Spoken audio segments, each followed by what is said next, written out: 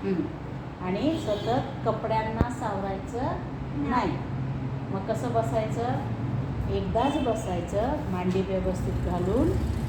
मुली असतील तर त्यांनी आपले कपडे व्यवस्थित सावरून बसायचं. हां. आणि कुबड काढून बसायचं नाही. मान अशी वर करायची नाही. म्हणजे कशी वर दाखव मला. हां, तसं बसायचं नाही. मग कसं बसायचं? टीचरांच्या डोळ्याला सहज आपण बघू शकू अशी मान पाहिजे. आता मी जर तुम्हाला असं म्हणून शिकवायला लागलं तर चालेल का? असं शिकवलं तर चालेल का? मग मला तुमच्याकडे बघता येईल असं. असंच ताट बसायचं आणि फार छान. Graduate very good. हां, आता आपण म्हणणार, माझ्या मागे म्हणणार. हां, उद्या तुमच्या वह्या असतील. उद्या काही गोष्टी तुम्हाला लिहायच्यात स्वतः.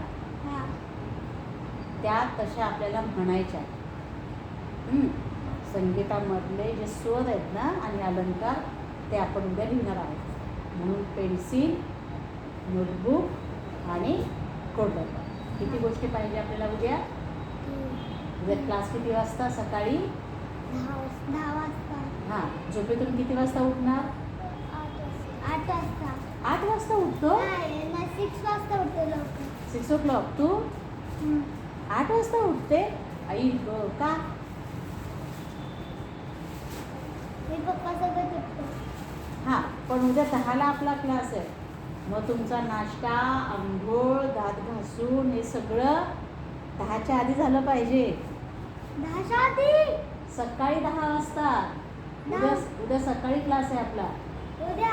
हो, आलं लक्षात? हां, मी तुमच्या मम्मींना फोन करून सांगेलच, पण तुम्हीच मम्मीला सांगायचं की अलाराम लाव. राईट? चला घेऊया.